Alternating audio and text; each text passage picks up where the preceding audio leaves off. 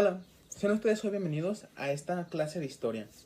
Hoy hablaremos sobre la Segunda Guerra Mundial y lo expondremos mis compañeros Alan, Galileo y su servidor Ricardo. ¿Ustedes sabían que México no solamente participó en la Segunda Guerra Mundial aportando recursos y manos de obra, sino también de manera militar? Pues sí, envió un escuadrón aéreo e incluso voluntarios mexicanos participaron enfrentándose a las potencias del eje. Pero sería muy adelantarnos muchos en el tema, ¿no? Primero empecemos. ¿Cómo fue que México se unió a la Segunda Guerra Mundial? La Segunda Guerra Mundial. Ese evento tan conocido hoy en la cultura popular por series, películas y videojuegos que han hablado acerca de ello, suelen dejar un poco de lado la participación de México durante este conflicto. Cuando estalla la Segunda Guerra Mundial, en 1939, estaba como presidente Lázaro Cárdenas del Río. Él afianza las políticas de relación exterior de México sobre ser un país pacifista. Entonces México en un primer momento se declara como un país neutral.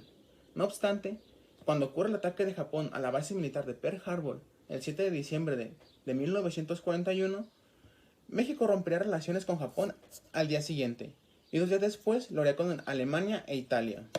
Sin embargo, este rompimiento de relaciones no significa como tal una declaración de guerra. México seguía considerándose un país neutral, aunque, al romper relaciones con todas las potencias del eje, México se iba encaminando a convertirse parte del grupo de los aliados. Los motivos por los que México se uniría a la Segunda Guerra Mundial ocurren el 15 de mayo de 1942, estando ya como presidente Ávila Camacho, cuando un submarino alemán hunde un buque petrolero mexicano, de nombre El Potrero del Llano. Con el hundimiento de este buque, la población mexicana que todavía estaba en contra de participar en la Segunda Guerra Mundial, debido a un sentimiento anti-norteamericano, fruto de la pérdida de los territorios del norte y la reciente expropiación petrolera, cambió de parecer. Incluso, la Confederación de Trabajadores de México, la CTM, empezó a presionar al gobierno de México para que declarara la guerra a las potencias del eje. No obstante, primero pidió justificaciones a Alemania sobre lo ocurrido. Sin embargo, sería el hundimiento de otro buque petrolero mexicano, de nombre Faja de Oro, el 20 de mayo de ese mismo año, la gota que derramaría el vaso. El 23 de mayo, cuando estaba la noticia, el presidente Manuel Ávila Camacho reúne a su gabinete para comenzar las preparaciones y declarar el estado de guerra. El 26 de mayo, el Congreso de la Unión de México se uniría para discutir la entrada de México a la Segunda Guerra Mundial. Después de 3 días de discusiones, el 29 de mayo se decide por unanimidad a otorgarle al presidente Ávila Camacho el poder necesario para que declare el estado de guerra. De esta manera se une México oficialmente a la Segunda Guerra Mundial. El presidente Manuel Ávila Camacho mencionó: el estado de guerra es la guerra. Él decía que México declaraba el estado de guerra como tal, ya que él nunca quiso unirse a la pelea, sino que fue obligado a ello para poder proteger la nación y la patria. Por lo tanto, México no podía declarar la guerra, ya que quien declara la guerra lleva consigo la responsabilidad de querer sacar un beneficio del conflicto. De esta manera, México justificó el dejar de lado su posición pacifista para poder unirse a la Segunda Guerra Mundial. A continuación, mi compañero Alan les contará un poco de la participación militar que tuvo México durante este conflicto. ¿Qué tal? Mi nombre es Alan y me encargaré de presentarles el Escuadrón 201 y otros batallones de mexicanos que participaron durante la Segunda Guerra Mundial. ¿Cómo es que se formaron los grupos militares? ¿Por quiénes? ¿Para qué? ¿Cuándo? ¿Hubo alguna ley? ¿Hubo alguna recompensa? Pues muy bien, empecemos con algo de contexto. En aguas internacionales mexicanas ocurriría el incidente que mi compañero Ricardo previamente ha mencionado sobre el hundimiento de los buques petroleros. En principio, según las bitácoras de los que manejaban los submarinos alemanes, ocurrió que se confundieron al pensar que se trataban de buques italianos y por ello los consideraron impostores y decidieron hundirlos. Y esto provocaría que México decidiese declararle la guerra a las fuerzas del eje y se uniese a las fuerzas aliadas al cabo de unos meses. ¿Pero qué ha pasado? Menos tú estás pendejo, ¿ok, hijo? Este malentendido se debía principalmente porque, de acuerdo a las leyes de aquel entonces, las embarcaciones mexicanas no tenían permitidas utilizar el emblema nacional, que es el águila. Así que a los alemanes les pareció muy extraño ver navíos aliados que estuviesen tan alejados de sus aguas. Seguramente se están preguntando cómo es que México entró de lleno a la guerra, de qué manera participó, aparte del Escuadrón 201. Pues esto es muy sencillo. Resulta que el presidente mexicano de aquel entonces, Manuel Ávila Camacho, y el entonces presidente estadounidense, Franklin Roosevelt, crearon un programa especial para cumplir dos objetivos, por medio de licencias que otorgaría el Congreso mexicano. Estos dos objetivos que deseaban cumplirse eran los siguientes. El primero era la importación de mano obrera mexicana a las zonas agrarias estadounidenses. Esto se debía principalmente porque los campesinos estadounidenses habían sido trasladados a las fábricas de guerra de los Estados Unidos para fabricar armas y suministros para las tropas. Así que pues básicamente los mexicanos serían los granjeros ahora. Y el segundo objetivo que se deseaba cumplir era el reclutamiento de mexicanos que estuviesen dispuestos a luchar de forma voluntaria, y con ellos se crearían grupos de fuerzas auxiliares para ayudar a los aliados en Europa y también en el Pacífico. Con ayuda de estas licencias dotadas por parte del Congreso mexicano, muchos mexicanos pudieron enlistarse para la guerra y luchar contra los italianos y alemanes allá en Europa, luchando codo a codo con franceses, australianos, neozelandeses, ingleses, estadounidenses y demás tropas aliadas. Un ejemplo que voy a abordar más tarde con el Escuadrón de Aviación 201 se llevó a cabo en la Batalla de Luzón, iniciada el 9 de enero de 1945 y que finalmente concluiría el 15 de agosto del mismo año. Luzón era una pequeña isla que pertenecía a Filipinas, que era un país que estaba siendo ocupado desde hacía ya unos cuantos años atrás por parte del Imperio japonés, que se encontraba en pleno apogeo y se expandía para obtener nuevas tierras. Entre estas nuevas tierras no solamente se encontraba Filipinas, sino también parte de China, Corea y muchas otras islas aledañas pertenecientes al Océano Pacífico. No fue sino hasta el año de 1944 por parte del general estadounidense Douglas MacArthur que empezaron las operaciones en el Pacífico y su liberación. En esa batalla, los mexicanos lucharon junto a los filipinos, australianos y estadounidenses contra los japoneses en trincheras, atacando rutas de suministros, de escape. Todo esto mientras los pilotos mexicanos de la 201 apoyaban con sus bombardeos sobre las trincheras, las ametralladoras y los antiaéreos. Pues muy bien, abordado este punto, ahora toca hablar acerca del Escuadrón de Aviación Mexicano 201. La formación y nacimiento de este escuadrón dio lugar en el mes de febrero de 1944, esto con la finalidad de ayudar a los estadounidenses contra los japoneses al liberar Filipinas. Este escuadrón estuvo compuesto por un total de 300 miembros y comandados por el coronel Antonio Cárdenas Rodríguez. El entrenamiento de los pilotos se llevó a cabo en el estado de Texas, Estados Unidos, y durante el transcurso de los ejercicios y pruebas que se realizaron ahí, hubo un total de 2 pilotos muertos a causa de accidentes. Esto se va a poner feo.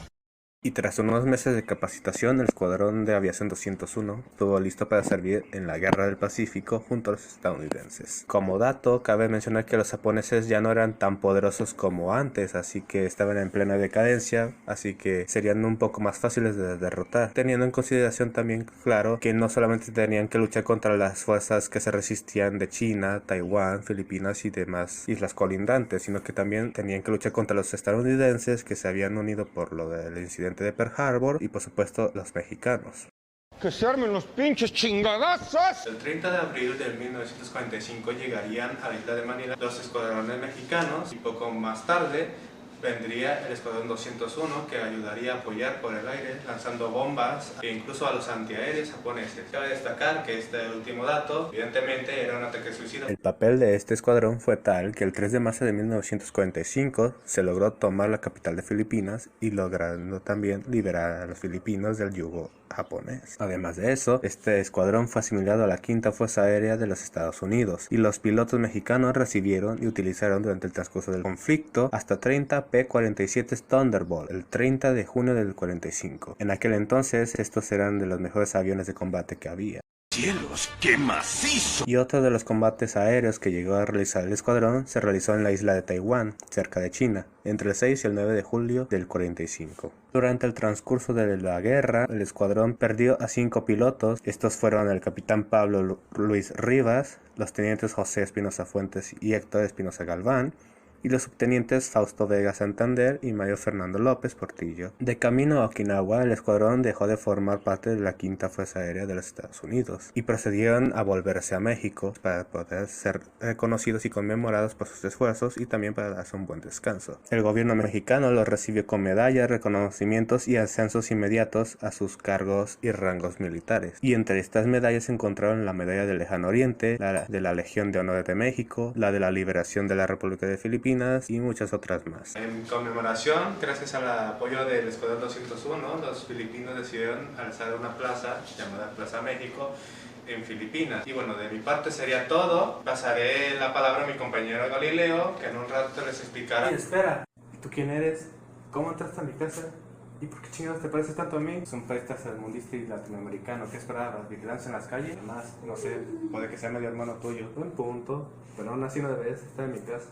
Lárgate o te suelto a los perros. Eso no me asusta. Yo estoy aquí porque te escuché hablar acerca de los buques petroleros. Deja de decir mentiras. No fueron los nazis, fueron los estadounidenses, fueron los gringos, no mientas. Fueron los alemanes. ¿Quién lo dice? Pues las fuentes en las que me basé para hacer el video. ¿En cuáles otras? Las fuentes están trucadas, fueron manejadas por los gringos. ¿Cómo que no te das cuenta? Mire, no quiero discutir. Solamente váyase de mi casa. No hasta que admitas que fueron los gringos los que hundieron los barcos y no los alemanes. Pero si los submarinos alemanes estaban en el Golfo, las bitácoras y los registros mismos lo dicen. Es cierto, los submarinos eran estadounidenses, pero si está comprobado, los registros y bitácoras de los submarinos alemanes lo dicen. Esto es mentira, yo confío en lo que dicen estos libros. Los estadounidenses tenían envidia del desarrollo petrolero que hizo Cárdenas en el país y por eso hundieron los barcos. Por eso le echaron la culpa a los nazis para que le declarasen la guerra a ellos y para que México le vendiese el petróleo a ellos. ¿Puedo verlo?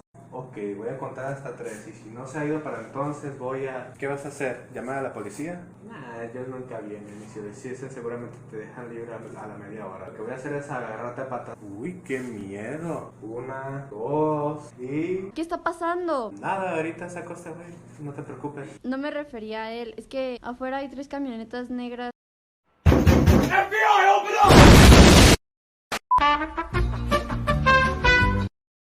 Propaganda antinazi mexicana durante la Segunda Guerra Mundial. Un tema poco abordado, olvidado, pero que aquí lo traemos explicado de manera sencilla, breve, pero bien explicada. La propaganda inicia al buen estilo mexicano con humor y con sátira durante los años de 1940, en donde mucha prensa, periódicos, escritores opinan sobre el Tercer Reich y sobre el Führer, donde muchos de ellos decían que probablemente podía ganar la guerra. Todo esto mientras que México ayuda a Estados Unidos con materia prima y con trabajadores para el campo para seguir suministrando el país y que no caiga en desgracia, en hambrunas, ya que muchos de sus hombres están en Europa combatiendo al enemigo. Mientras tanto, aquí en México, la prensa sigue dando opiniones a favor y en contra del Führer y del movimiento nazi. Pero lo que podemos imaginar como imágenes editadas y sobre todo falsas, ¿en qué momento se tornan realidad? Muy bien, es hasta 1943. Con el hundimiento de los buques petroleros mexicanos en territorio nacional, supuestamente por Alemania, pero muchas veces se llega a decir, a contar, hipotéticamente, que pudiera ser Estados Unidos quien hizo esto para que México dejara su neutralidad y se uniera al conflicto armado. Es así como la propaganda toma un camino diferente, un rumbo muy distinto a la sátira y al humor con el que se le estaba tomando, y es aquí donde empieza un nacionalismo mexicano antinazi. Con el Escuadrón 201 y con México dentro del conflicto mundial, es así como la publicidad y la propaganda se empiezan a expandir de una manera más nacionalista, en donde podemos ver esta imagen de el águila devorando la bandera nazi, y donde también podemos tomar en cuenta que Estados Unidos quiere como beneficio propio el que es el país vecino haga propaganda para así animar a los países latinoamericanos a unirse al conflicto armado del lado aliado, obteniendo propaganda donde podemos ver las banderas de los países latinoamericanos encerrando a Hitler como si fuera una celda.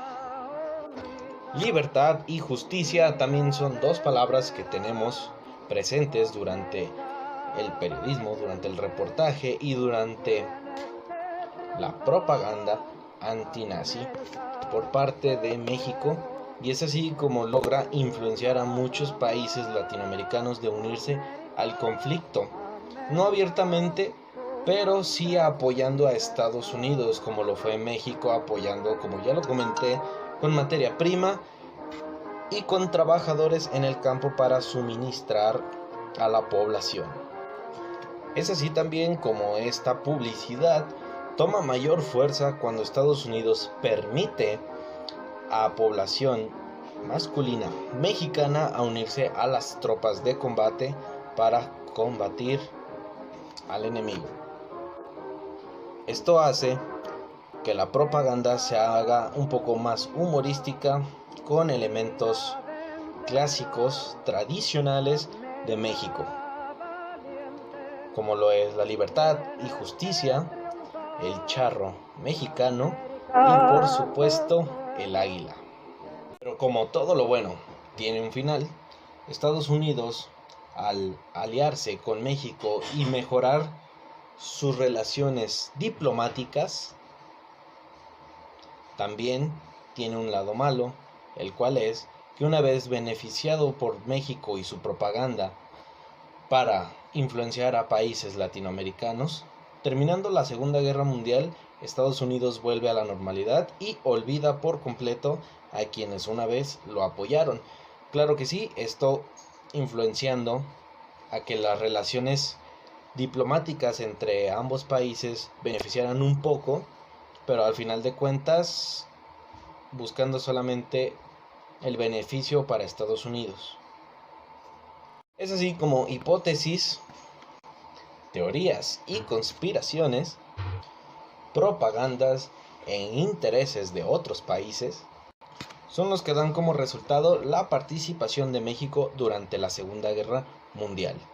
La propaganda solamente tuvo un periodo de auge de 1940 a 1943 como algo humorístico, y a partir del conflicto del hundimiento de los buques petroleros